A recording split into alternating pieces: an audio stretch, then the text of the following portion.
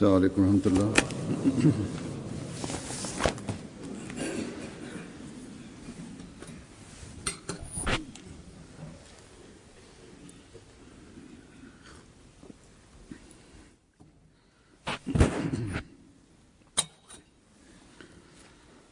أشهد أن لا إله إلا الله وحده لا شريك له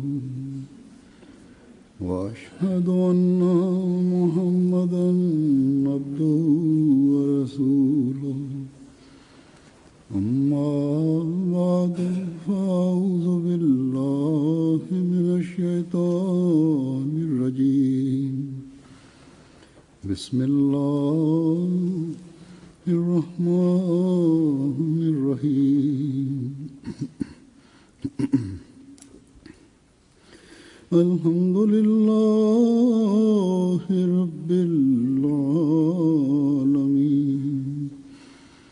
الرحمن الرحيم مالك يوم الدين إياك نعبد وإياك نستعين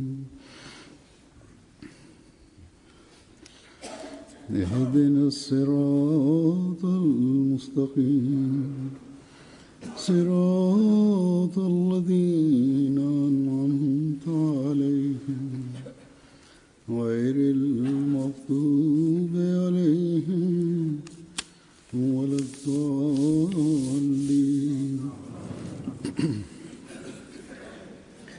يا أيها الذين آمنوا لا تتبعوا خطوات الشيطان ومن يتبع خطوات الشيطان فإنه يأمر بالفحشاء والمنكر ولولا فضل الله عليكم ورحمته ما زكى منكم من أحد أبدا ولكن الله يزكي من يشاء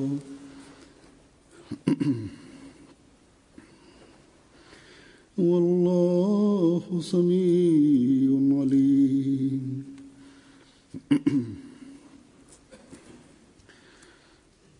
इस आयत का तर्जुमा है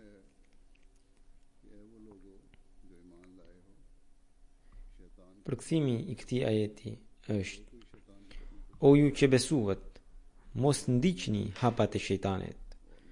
Kushdo që I ndjek hapat e shejtanit, le ta di se ai padyshim urdhëron për të pahishmet dhe të ndaluarat.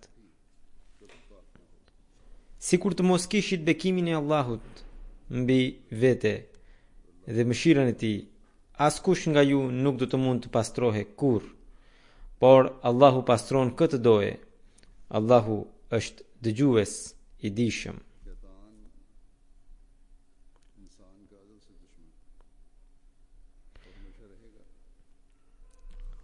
Shejtani është armiku I njeriut që prej fillimit dhe do të vijojë të jetë I tillë.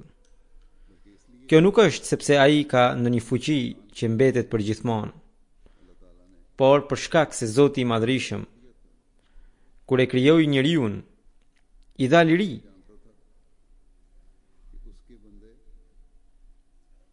Zoti I Madhërisëm e dinte se robërit e Tij do të jenë të mbrojtur nga shejtani. Armiqësia e shejtanit nuk është ndonjë armiqësi e hapët, në kuptimin që ai e sfidon njeriun duke qëndruar ballë për ballë, por përkundrazi. Ai nxit egon e njeriut duke përdorur mënyra e mashtrime të ndryshme dhe duke I treguar ëndra lakmuese të kësaj bote. Në këtë mënyrë ai e largon njeriun nga mirësitë dhe e shpije në të këqijat. Shejtani kishte pohuar para Zotit të Madhrishëm duke thënë: nga që ti e ke krijuar njeriun me natyren që ai di të zgjedh të dyja drejtimet, unë do ta bëj që ai të ngjitet pas meje, sepse ai do të anoj më shumë nga e keqja. Nëse më lejon, do ta sulmoj dhe do ta tundoj atë në çdo rrugë, dhe shumica prej njerëzve do të ndjekin hapat e mi, përveç robërve të tu të vërtet, të sinqert, të cilët do të jenë të mbrojtur nga sulmet e mia, sepse me asnjë lloj sulmi nuk do t'u sjell dot dëm atyre.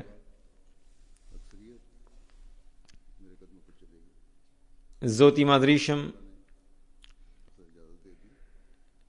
e lejoi të vepronte në këtë mënyrë dhe njëherësh pohoi: kushdo që do të ndjek ty do të përfundojë në xhehenem, do të shpijë në xhehenem.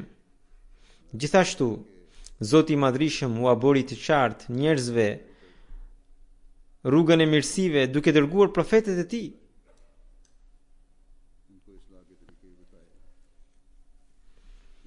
U tregoi edhe metodat e përmirësimit, edhe mënyrat se si ata mund të zbukurojnë botën dhe ahiretin e tyre. Po ashtu, ai u abori të qartë njerëzve se shejtani është armiku juaj i hapët, i cili do t'ju vijë si këshilltar e dashamirës dhe do t'ju thot se po ju sjell dobi, por në realitet ai do t'ju thëras në humbje.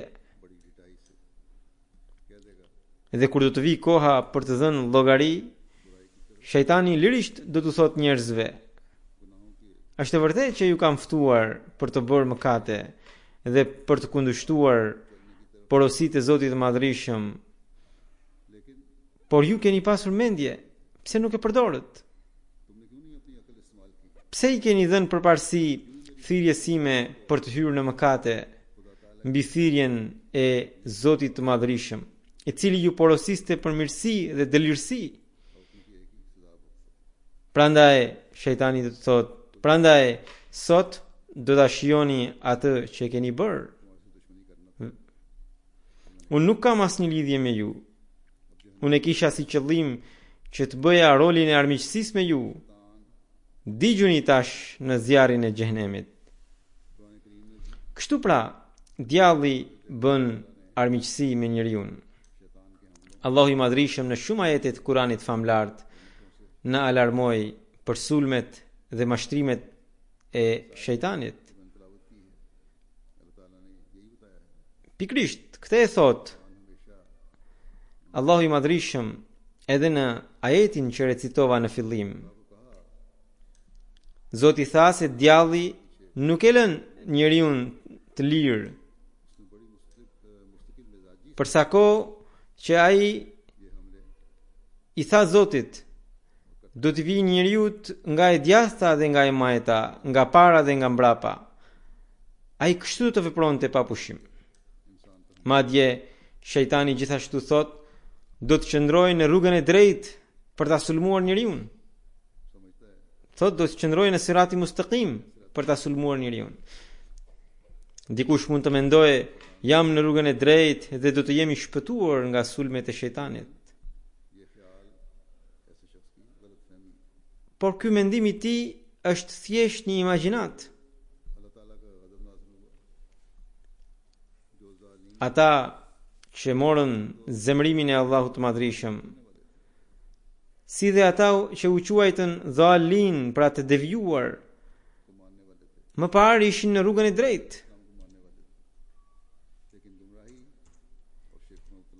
Ishin ndjekës të Hazret Musait a.s. Pastaj ishin ndjekës të Hazret Isait a.s. E megjithatë, ranë në shirk dhe humbje. Pra, të njëjtët u bën mohues të profetit Muhammed sallallahu alaihi wasallam. Kështu që Zoti i Madhrishëm thot se shejtani nuk i largohet njeriut edhe kur njeriu bëhet besimtar, madje vijon ta shmang atë, ta largojë atë nga rruga e drejtë.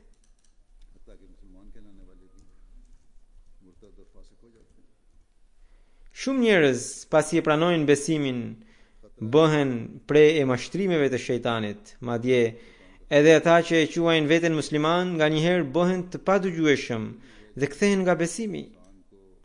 Ky është një rrezik shumë i madh që i kanoset njeriut nga shejtani. Vetëm mirësia e veçantë e Zotit të Madhrishëm e shpëton atë nga ky rrezik. Edhe në këtë ajet, në pjesën e fundit të tij, Zoti i Madhrishëm i qartësoi besimtarët me dy fjalë. Zoti i Madhrishëm, Hazuri thot, Zoti i Madhrishëm i qetësoi besimtarët me dy fjalë. Ai tha, ai është dëgjues dhe i dijshëm. Thot Allahu është Semi, që do thot se ai dëgjon shumë. Për këtë arsye, atij duhet t'ia trokisni derën. Atë duhet ta thërrisni dhe ta thërrisni me qëndrueshmëri. Pranë ti duhet të përkuleni e të bëni lutje në mënyrë të vijueshme. Ai Zot është edhe alim, pra i dijshëm, i njeh mirë gjendjen e robërve të tij. Kur ai do të vrej se robi i tij po e thërret me sinqeritet të plot, ai do t'i dhurojë një forcë të tillë besimi, e cila do ta mbrojë atë nga sulmet e shejtanit. Më pas, ai do të gjejë mundësi, pra robi do të gjejë mundësi për t'u ngritur lart e më lart në mirësi, dhe do të gjejë edhe forcën për t'u mbrojtur nga të këqijat. Për sa kohë që shejtani i kishte pohuar Zotit, duke thënë, përveç robërve të tu të sinqert, të gjithë do të më ndjekin mua. Një njeri i mençur, patjetër që do t'i thras mendjes. Besimtari i vërtet ka nevojë të mendojë se si mund të bëhet i sinqert, i pastër. Zoti i Madhrishëm po në këtë ajet tregon një recetë e cila bën besimtarin të sinqert. Zoti thot ruhu nga çdo gjë që është e pahishme dhe e ndaluar dhe që është e papëlqyeshme tek Zoti. Ai që e bën këtë, mëshira e Zotit do ta pastrojë atë, dhe vetëm i tilli do të jetë i pastër, do të konsiderohet i pastër. Ati nuk mund t'i afrohet më shejtani.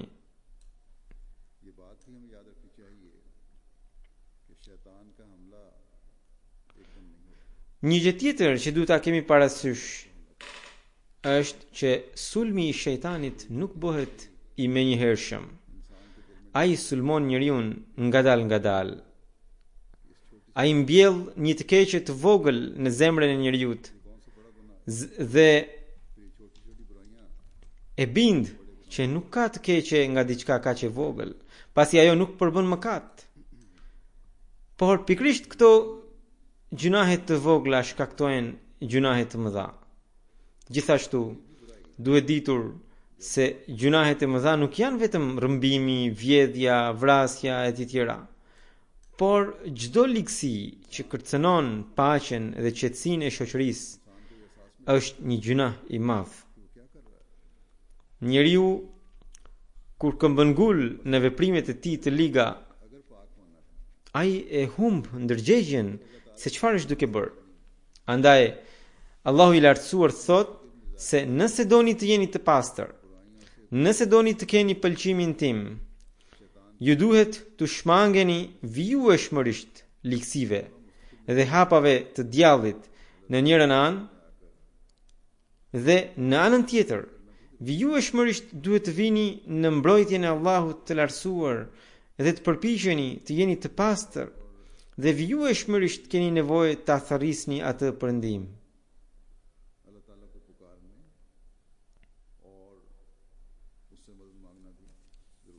Pa e bërë këtë, nuk mund të shpëtoni dot sulmeve të shejtanit.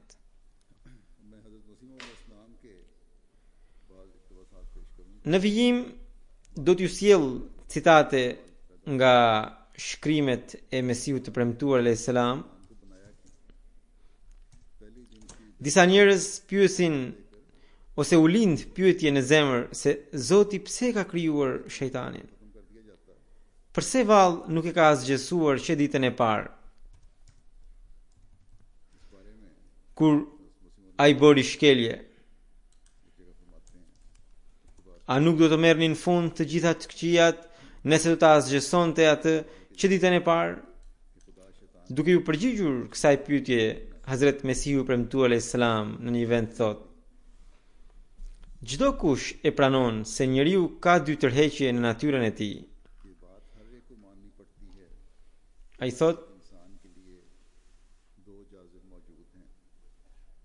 njëra thot çdo kush e pranon se njeriu ka dy tërheqje në natyrën e tij. Njëra që tërheq drejt hajrit, drejt së mirës, dhe tjetra drejt sherrit dhe drejt së keqes. Të gjithë e ndjejnë këtë fenomen që kur njeriut i lindin mendime të këqija, ai anon kaq fort nga e keqja, sikur dikush e tërheq drejt saj, pra drejt së keqes. Po ashtu nganjëherë i lindin mendime për të bërë të mira dhe ai anon kaq shumë nga ato saqë ndjen sikur dikush a diçka po e tërheq drejt së mirës. Nganjëherë njeriu bën një gjuna dhe më pas pendohet thellë dhe anon nga e mira. Nganjëherë ndodh që ai shan ose rreh dikë dhe më pas pendohet për veprimin e tij dhe për ta shlyer gabimin i kërkon falje ose i bën ndonjë të mirë.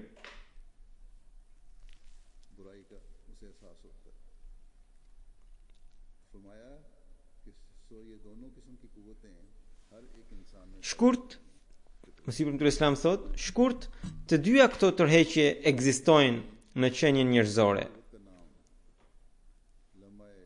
Libri i Islamit forcën e së mirës e ka quajtur inspirim prej engjëlli, kurse forcën e së keqes e ka quajtur inspirim prej djallit.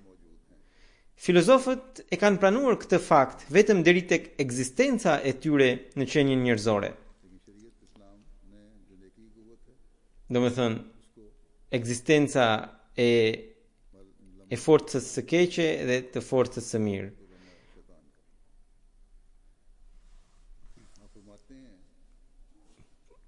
Mesihu premtuar Islam vijon, por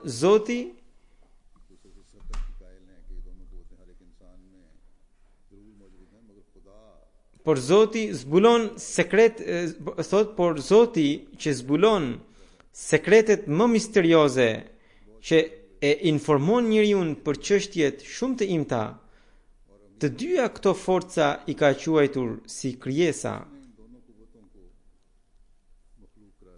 Forcën që inspiron për të mirën e ka quajtur angel dhe shpirt të shenjtë, kurse forcën që inspiron për të keqen e ka quajtur shejtan dhe iblis. Megjithatë, filozofët e moqëm e të mençur e kanë pranuar faktin se çështja e inspirimeve nuk është e kotë dhe e pakuptimt.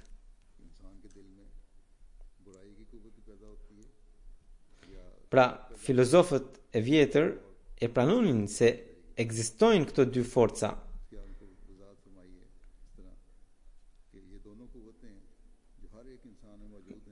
Mesihu premtuar Islam vijon, këto dy forca të qenies njerëzore, të cilat daç i quani forca, daç i quani si shpirt të shenjtë dhe shejtan, përkatësisht, por që nuk i mohoni dot, janë krijuar me qëllim që njeriu të shpërblehet për veprat e tij të mira. Ai po të ishte i detyruar të bënte vetëm veprat e mira और बद काम करने dhe nuk do të kishte mundësi të bënte të kundërtën, में नेक काम का एक जर्रा भी उसको सवाब ना ai nuk do të fitonte ndonjë shpërblim as pak. खासा होता, लेकिन इस हालत में कि इसकी फितरत दो को Por në qastin kur ai और वो नेकी gjendet midis dy tërheqjeve उसको इस dhe e zgjedh tërheqjen e së mirës për t'ju bindur, फरमाया vlerësohet për të shpërblyer për veprën e tij. दो किस्म के अलका होते हैं, Kështu që नेकी का nuk mund të vihet në dyshim se njeriu ndjen dy lloje inspirimesh në zemrën e tij, atë të së mirës dhe të së keqes. यानी पैदाइश के वक्त Por, për sa kohë që ato e kundërshtojnë njëra tjetrën dhe për sa kohë që njeriu vetë nuk i zotron dot, ai nuk mund t'i ketë ato që nga koha kur lind në këtë botë. Përkundrazi, ato i vijnë nga jashtë dhe फरमाया कि përsosmëria e njeriu të varet pikërisht nga ato. इख्तियार नहीं रखता, इसलिए साबित होता है कि दोनों अलका बाहर से आते हैं, नेकी का असर भी बदी का असर भी बाहर से Mesiu premtull Islam vijon, është interesante që dy qenjet që përmendëm, pra engjëllin dhe djallin, और इंसान की तकमील उनको këto dy qenje बात ये i pranojnë edhe librat e hinduve, हिंदुओं की किताबें भी मानती हैं और गवर भी इसके कायल हैं, यानी वो लोग i pranojnë edhe ata që adhurojnë zjarrin, madje të gjithë librat që kanë ardhur prej Zotit e pranojnë ekzistencën e tyre. फिर एतराज करना में Nëse dikush prap nuk e beson, e bën thjesht nga padituria कदर लिखना dhe inati. जो शख्स बदी और शरारत से बाज नहीं आता वो खुद शैतान बन जाता है, जैसा कि एक जगह खुदा ने फरमाया है Duhet shtuar se ai që nuk heq dorë nga likësia dhe keqbëria, bëhet djalli vet. Siç e thot Zoti në një ajet të Kuranit se edhe njerëzit nganjëherë shndrohen në djaje. Atëherë, pse nuk i ndëshkon Zoti? Përgjigjja është që Kurani famlart ka përmendur një ditë të caktuar për ndëshkimin e shejtanit dhe duhet ta prisni ditën e premtuar. Shumë djaje janë ndëshkuar nga dora e Zotit कई शैतान deri më tani dhe shumë të tjerë do të ndëshkohen. फिर इस बात को बयान फरमाते हुए कि कौन कौन सी चीजें हैं जिनकी तरफ शैतान Pastaj duke treguar se cilat janë gjërat drejt të cilave shejtani fton dhe cilët janë njerëzit që ndjekin hapat e shejtanit dhe cilat janë mjetet nëpërmjet të cilave njeriu mund të largohet nga hapat e shejtanit. Hazrat Mesiu premtuar selam thot: Shejtani thërret dhe fton drejt gënjeshtrës, padrejtësisë, mizorisë, zvaritjes, dukjes dhe mburjes. Karshi tyre janë virtytet e larta, si durimi, përqendrimi, asgjësimi i nefsit për Allahun, sinqeriteti, besimi, shpëtimi e tjetëra. I ftojnë njerëzit, këto virtyte i ftojnë njerëzit drejt Allahut të Madhërisëm. इखलास ईमान फला ये अल्लाह ताला की दावत है, एक तरफ शैतान दावत दे रहा है, दूसरी तरफ अल्लाह ताला दावत दे रहा है। Kështu që nga njëra anë shejtani e fton njeriu dhe nga ana tjetër Allahu i Madhërisëm e fton drejt mirësive. Dhe njeriu gjendet midis këtyre dy tërheqjeve. फिर जिसकी फितरत नेक है Ai që ka natyrë të pastër dhe që ka farën e fatbardhësisë, fal bekimit të kësaj fare, vrapon drejt Allahut të Madhërisëm, pavarësisht nga prania e 1000 ftesave dhe ndjenjave të shejtanit. Ai e bën këtë sepse përulet para Zotit dhe vetëm tek Zoti gjen qetësi dhe rehati. जिसमें अल्लाह ताला ने सादत का मादा रखा हुआ है,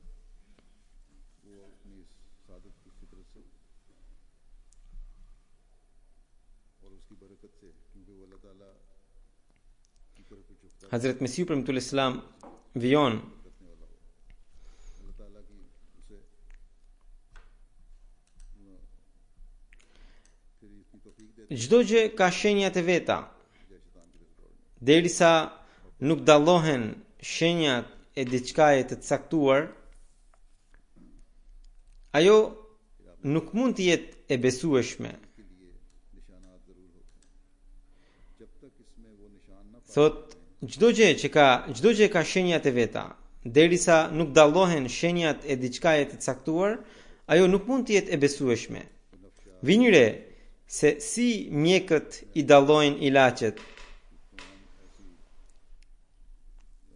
फल हैं या Ato po të mos kishin efektet e tyre, të cilat mjekët i kanë njohur pas një përvoje të gjatë, जो एक बड़े तजर्बे के ata nuk do t'i çmonin as pak. साबित हुए हैं, ये Po kështu ekzistojnë shenjat e besimit, बाज बीमारी të cilat Zoti i Madhrishëm तो तबीब उनको në mënyrë të përsëritur i ka përmendur në librin e tij. तो तबीब उनको रद्दी की तरफ फेंक देता है। Është plotësisht e vërtetë që në momentin që hyn besimi në shpirtin e njeriut, do të hyjë edhe madhështia e Zotit, इंसान के अंदर दाखिल हो जाता shenjtëria e tij, है, तो इसके साथ ही mrekullibërja e tij dhe mbi të gjitha do të hyjë në të edhe kuptimi i vërtet i pohimit nuk ka të adhuruar tjetër përveç Allahut. Pra, edhe kuptimi i vërtet i pohimit la ilaha illallah. सुकूनत अख्तियार करता Thot Mesiu Premtul Islam. Ai vazhdon, kështu vijon të ndodh derisa Zoti i Madhrishëm e merr si vend qëndrim qenien e tij, pra qenien e atij njeriu. Kurse jeta e tij satanike dhe natyra e tij për të bërë gjunahe psojnë një vdekje. Kjo është pikrisht ajo fatbërësi e natyrës njerëzore e cila, duke u bashkuar me besimin e vërtet, arrin t'ia zgjësojë vetin e të mëkatuarit. Atëherë njeriu fillon një jetë të re, e cila do të jetë shpirtërore, ose me fjalë të tjera mund të thuash se ajo do të jetë dita e parë e lindjes së tij në qiell. Kur jeta satanike pson vdekje dhe lind foshnja e jetës shpirtërore, pikërisht atëherë njeriu bëhet i Zotit të Madhrishëm.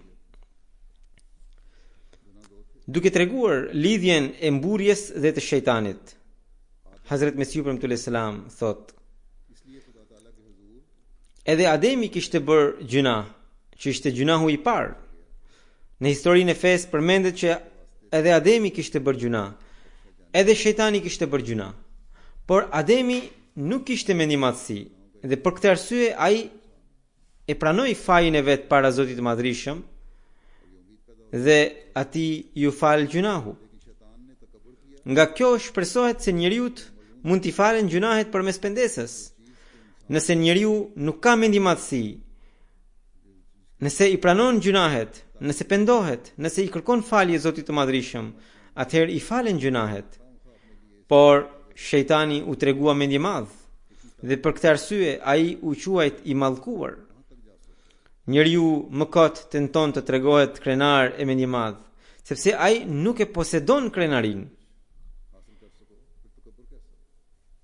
Sa shumë mund të shkojë njeriu? तकब्बुर आदमी खामखा अपने लिए Ai pretendon për diçka të cilën nuk e posedon.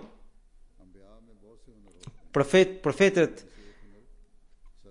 posedojnë, thot profetët kanë shumë aftësi dhe njëra prej tyre është që ata arrin ta mposhtin egon e vet. Ata sjellin një vdekje mbi nefsin e tyre, duke e mohuar vetveten tërësisht. Krenaria i përket Zotit. Ata që nuk tregohen mendjemadh, madje tregohen të përulur, nuk do të shkatërrohen. Prandaj ruhuni nga mendjemadhësia. तकब्बुर को बाज़ दफ़ा इंसान महसूस नहीं करता। Kjo është vetia që besimtari duhet ta përvetësojë, përndryshe ai ecën pas hapave të shejtanit. Nganjëherë njeriu nuk e ndjen mendjemadhësinë e vet Prandaj është e nevojshme që të analizojmë veten tonë, duke folur se në sa shumë mënyra shejtani tenton të bëj zap njeriu. Hazrat Mesihu premtuar selam thot: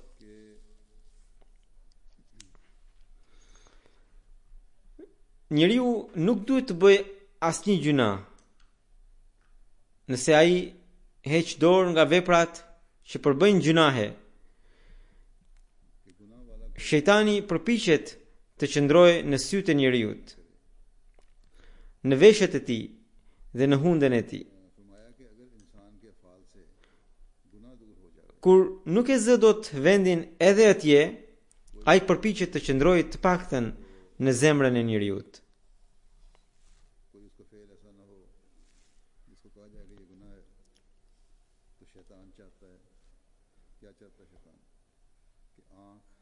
Pra, nëse njeriu nuk bën vepra të këqija në mënyrë të dukshme,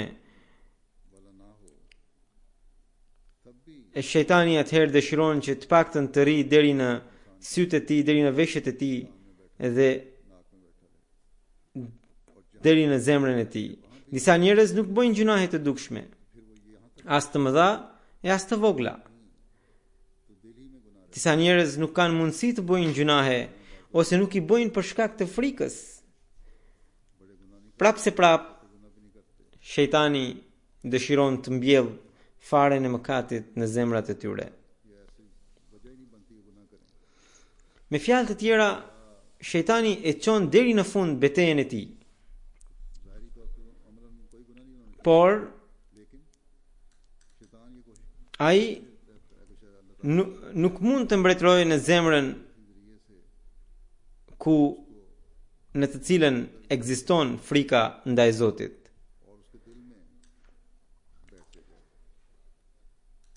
Atje ai nuk hedh dot faren e mëkatit.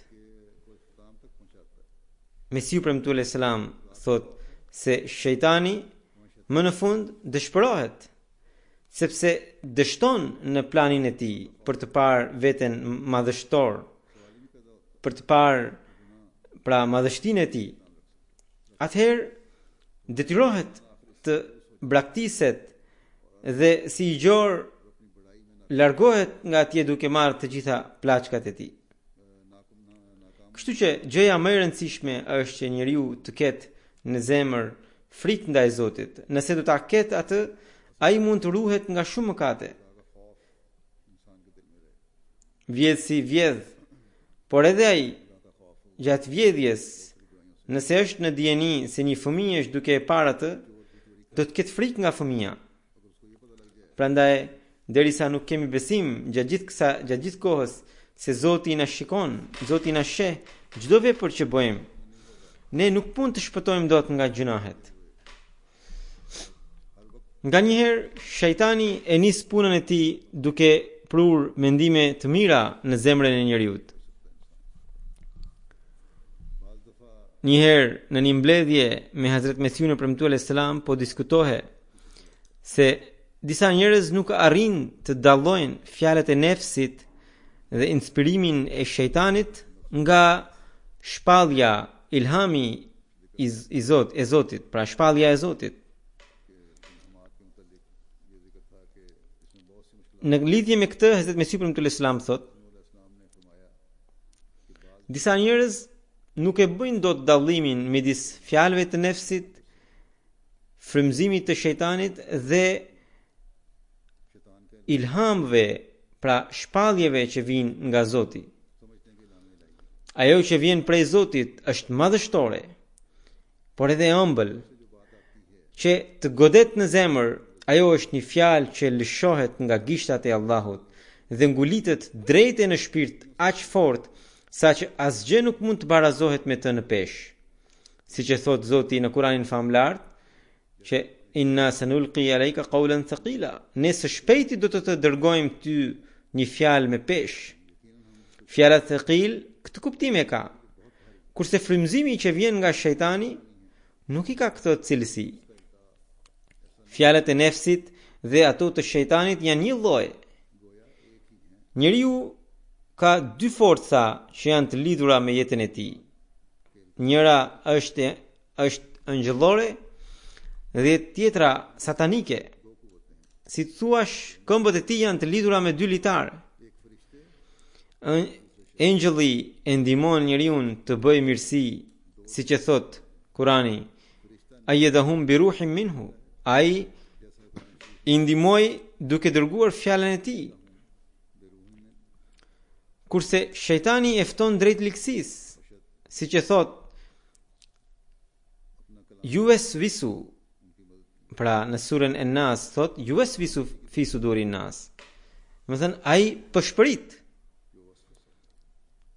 Pra nuk mund të mohohen këto dy forca. Njeriu i shoqëron edhe errësira edhe drita. Nuk vërtetohet mos ekzistenca e diçkaje nga mosdia rreth saj. Madje përveç kësaj bote që ka njohur njeriu, Zoti ka bërë edhe mrekulli të tjera. Zoti ka bërë edhe mira mrekulli të tjera. Zoti na mëson kërkoj mbrojtjen e Zotit të njerëzve, pra kul a'udhu bi rabbin nas. Këtu Zoti përmend atributin Rabb të tij. Ky ajet, Mesihu sallallahu alaihi wasallam thot, ky ajet flet për ato përshpëritjet e shejtanit, të cilat ai i bën me njerëzit këto ditë. Sidomos në këtë kohë, e cila është një epokë e zhvillimit material, në të cilën njeriu po e harron Zotin. Përshpëritja e tij më e rëndë është ajo që shkakton keqkuptime në lidhje me krijuesin. Siç vërejmë, njerëzit që gëzojnë pasuri të bollshme, shpesh pasurinë e kujtojnë si Zot të tyre, edhe atë e pandehin si gjithçka. Për këtë arsye, Kurani na mësoi të kërkojmë mbrojtjen e Zotit të vërtet të njerëzve. Pra, kul a'udhu bi rabbin nas. Pastaj, njeriu mendon se mbretërit dhe pushtetarët e kësaj bote e kanë kontrollin dhe sundimin absolut. Prandaj, na vjen kjo lutje, Malikin nas. Do më thënë, kërkojmë mbrojtjen e sunduesit të njerëzve. Dhe na është bërë me dije që sunduesi i vërtet i njerëzve është Zoti. Përshpëritjet e shejtanit vijojnë dhe i bëjnë njerëzit që krijesat t'i marrin për Zot, dhe prej tyre lidhin frikën dhe shpresën e tyre.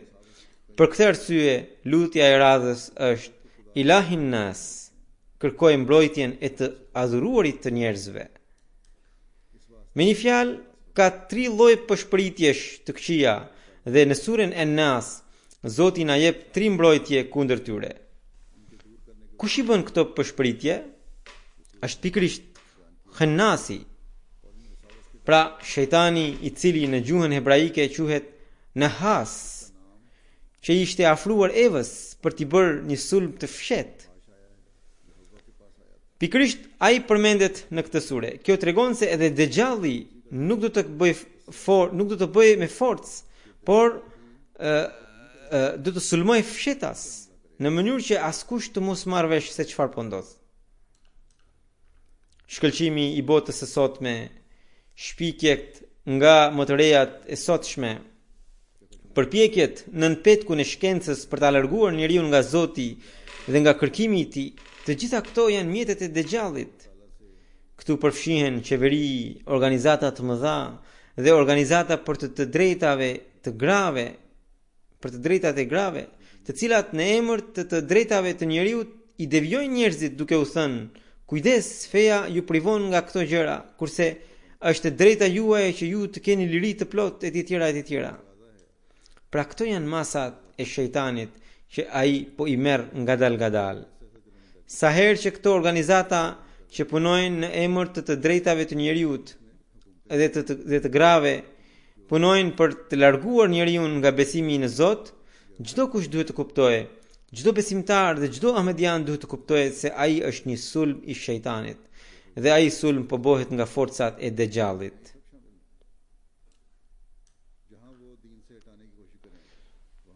Hazrat Mesihu sallallahu alaihi wasallam vijon nuk është e saktë që vetë shejtani i ka dal hapur Evës,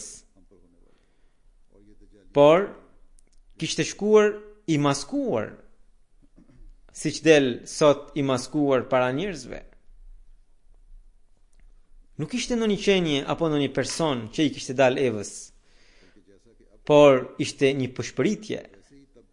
Shejtani i inspiron pëshpëritjen e tij dhe ai njeri bëhet zvendës i tij. Pra zvendës i shejtanit. Pra ai i kishte inspiruar një kundërshtari të besimit fjalën e vet. Gjithashtu edhe xheneti ku jetonte Ademi nuk ishte diku tjetër në hapësirë, por këtu në tokë. Një i lig kishte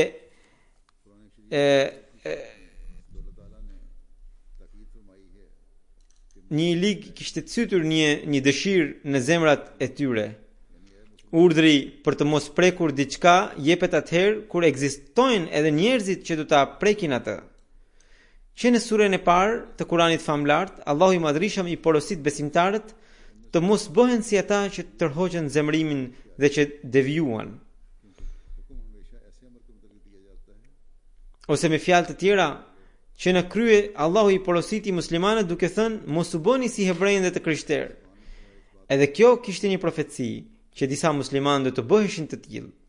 Pra, do të vinte një kohë kur një pjesë e muslimanëve do të ngjanin hebrejnëve dhe të krishterëve.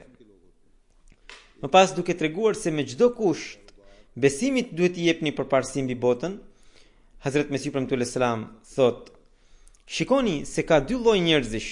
Lloji i parë i tyre përfshin ata që e pranojnë Islamin, por prap mbeten të mbërthyer në tregtitë e kësaj bote.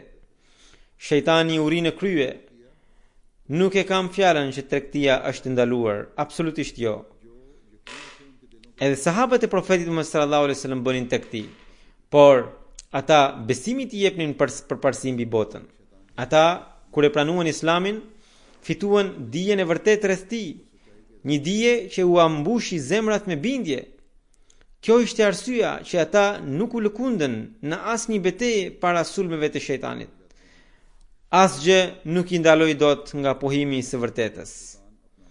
E kam fjalën vetëm që ata që bëhen robër të botës, madje adhurues të saj, shejtani i mbizotron dhe i bën zap. Në llojin e dytë përfshin ata të cilët shqetësohen për përparimin e besimit. Ky grup i njerëzve është ai që quhet Hizbullah, domethënë ushtria e Allahut, i cili ngazhnjen mbi shejtanin dhe ushtrinë e tij. Paraja bëhet me tregti dhe përmes saj shtohet.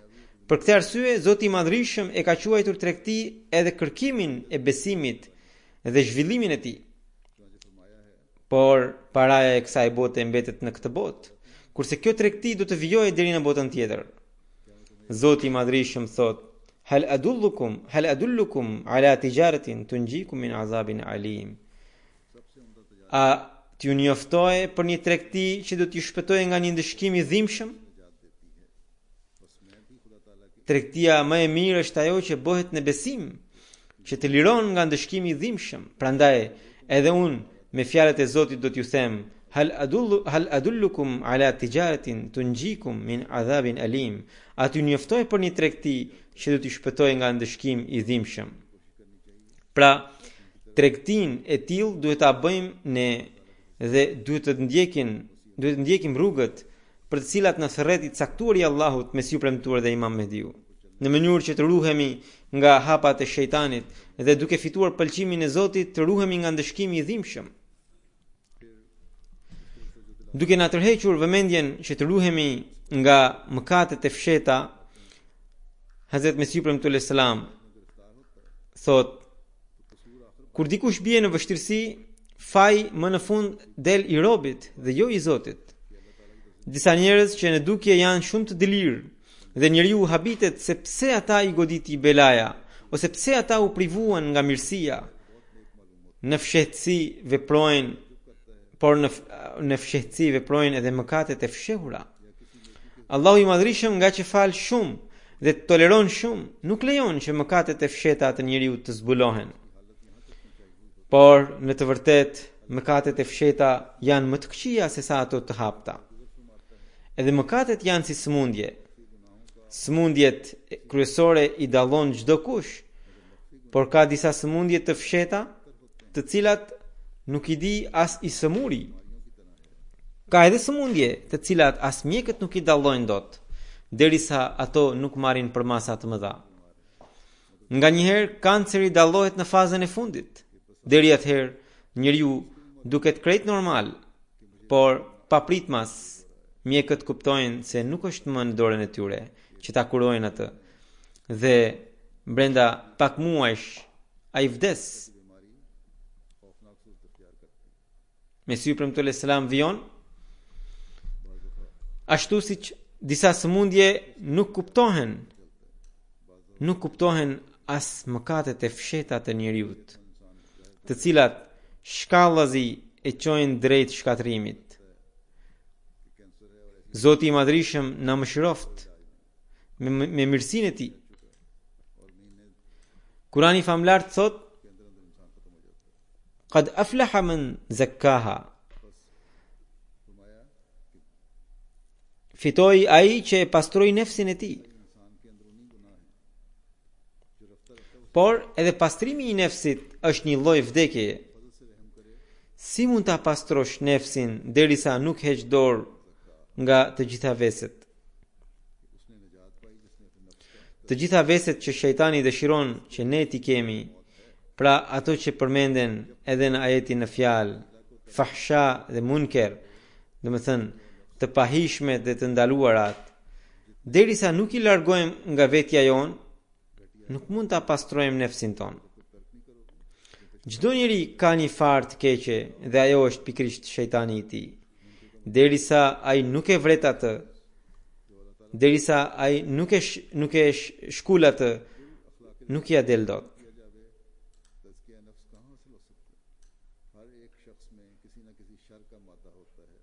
Si që thash edhe më përpara, çdo çast ne duhet të kërkojmë mbrojtjen e Allahut dhe çdo çast duhet të bëjmë analizën tonë. Çfarë masash duhet të marrim për ta shkatëruar shejtanin? Në lidhje me këtë, Hazrat Mesiu premtuar selam thot: "Të dërguarit vijnë si pasqyrë e njëshmërisë së Zotit dhe ata janë Zoti tregues." Muslimani i vërtet dhe i devotshëm është ai që bëhet pasqyrë e të dërguarve.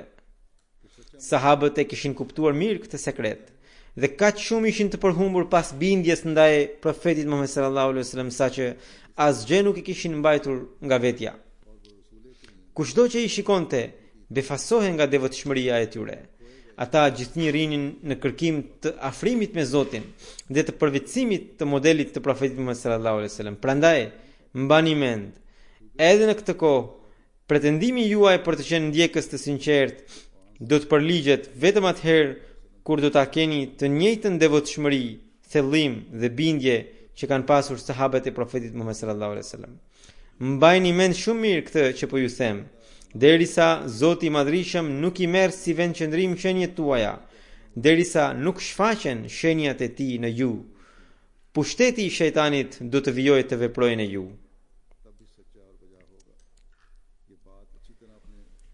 Allahu na bëft të përpiqemi me sinqeritet të plot për të bërë të atij, që të bëhemi të atij, pra, të ruhemi nga të gjitha të pahishmet dhe të ndaluarat, të ruhemi nga të gjitha llojet e të këqijave, të ruhemi nga çdo lloj krenarie, amburje, të vijojmë, të përpiqemi për të pastruar veten tonë në mënyrë që të trashëgojmë bekimet e Zotit të Madhrishëm. Shikimi ynë gjithmonë të jetë drejt Zotit dhe vetëm ai të bëhet Zoti ynë. Vetëm sundimi i tij të mbretërojë zemrat tona. Vetëm ai të mbetet i adhuruari ynë dhe ne gjithmonë atë ta thrasim duke u ruajtur nga hapat e shejtanit. Allahu i Madhrishëm na mundsoft të veprojmë në këtë mënyrë.